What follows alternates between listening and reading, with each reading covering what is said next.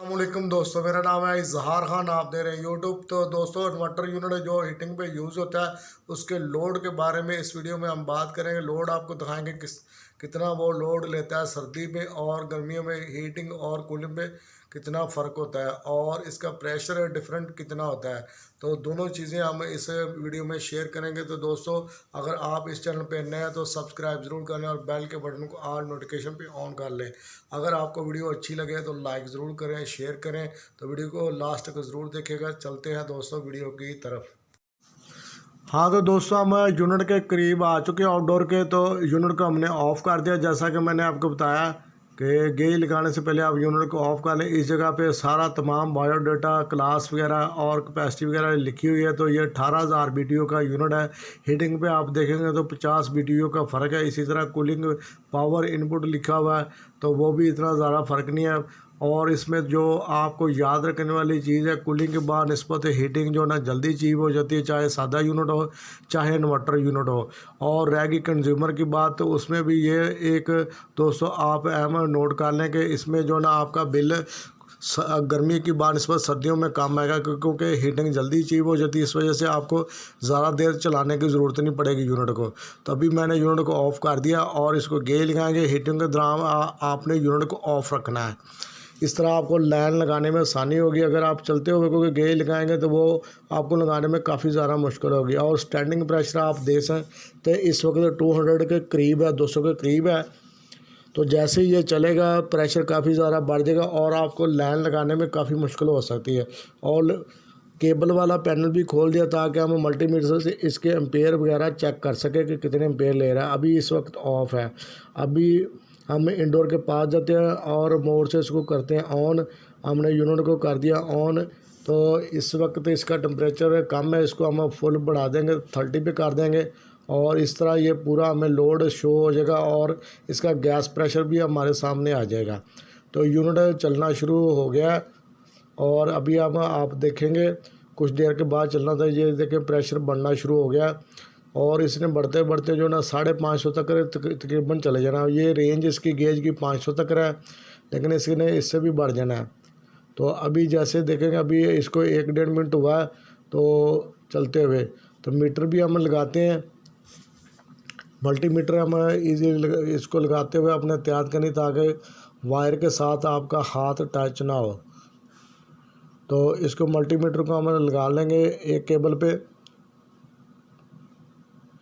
तो दोस्तों, अगर आपने हमारे चैनल को सब्सक्राइब नहीं किया तो सब्सक्राइब ज़रूर कर लें और बेल के बटन को ऑल नोटिफिकेशन पे ऑन कर दें। तो दोस्तों, अभी आप देख सकते हैं 400 से ऊपर इसका जो ना प्रेशर हो गया शो। तो ये दोस्तों जो प्रेशर शो हो रहा है इस वक्त जो है ना, ये डिस्चार्ज प्रेशर है। इस वक्त ये आउटडोर जो है ना, इसमें गैस को डिस्चार्ज कर रहा है। जो इस वक्त जो होती है कूलिंग के दौरान, ये वाली लाइन जो ना सक्शन लाइन होती है, रिटर्न लाइन होती है। इसमें आप देखेंगे तो 120 से लेकर 150 तक प्रेशर शो होता है। तो इस वक्त ये डिस्चार्ज लाइन बनी हुई है और ये वाली गर्म ज़्यादा लाइन होगी और ऊपर वाली जो लाइन है वो रिटर्न है, वो कम गर्म होगी हीटिंग के दौरान। तो इसमें ये भी डिफरेंट है। ये इस वक्त रिटर्न लाइन है, तो ये भी हल्की हल्की जो ना गर्म है। तो दोस्तों, इस तरीके के साथ आप इजीली इसको चेक कर सकते हैं और चेक करने का तरीकाकार बहुत ही आसान है। बहुत ही आसानी के साथ इसको आप देख सकते हैं कि इसका प्रेशर कितना होता है। और ये भी आप अगर आपने इंटरव्यू में बताना तो वो भी आप इजीली इस तरीके के साथ बता सकते हैं कि हीटिंग के दौरान प्रेशर कितना होता है और रिटर्न प्रेशर कितना शो करता है। डिस्चार्ज में और रिटर्न में कितना फ़र्क है। रिटर्न प्रेशर तो आप दिखा नहीं सकते क्योंकि उसमें जो ना पॉइंट वगैरह नहीं ज़्यादातर यूनिटों में होते। तो अभी आप देख सकते हैं इसका जो ना प्रेशर 500 से भी अबव हो गया, गेज के साथ टैच जाके हो गया लाइन के साथ। इसमें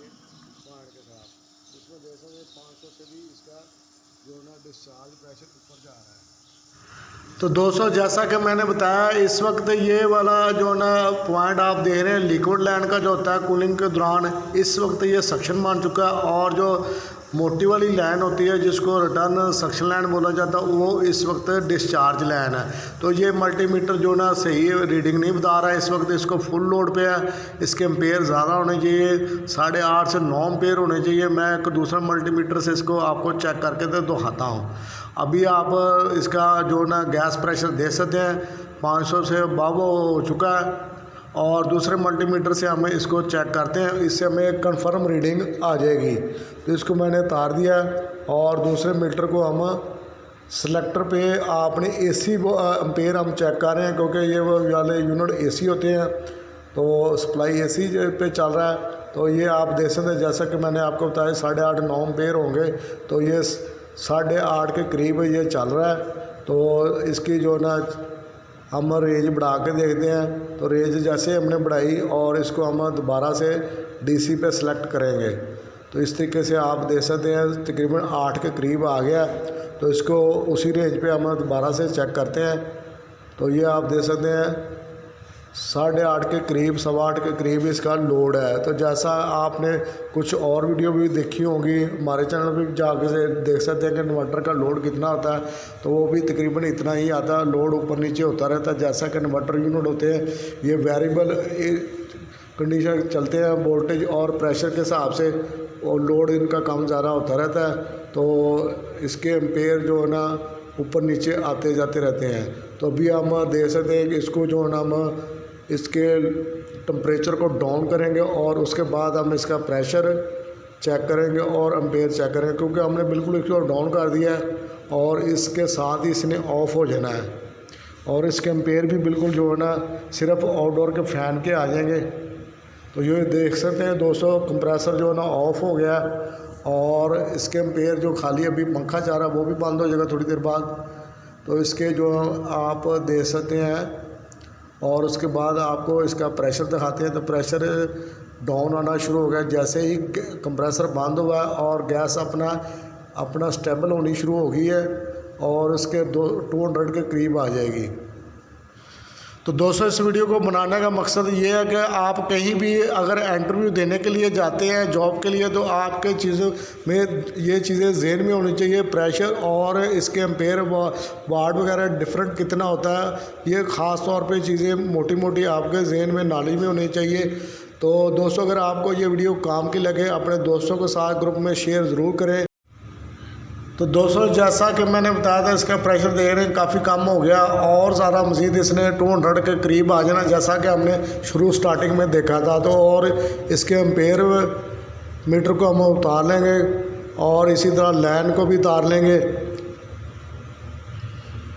तो दोस्तों, अगर आपको इसमें मालूमात मिली हो तो इस वीडियो को लाजमी शेयर करें। मिलेंगे नेक्स्ट वीडियो में, तब तक के लिए अल्लाह हाफिज़ दोस्तों।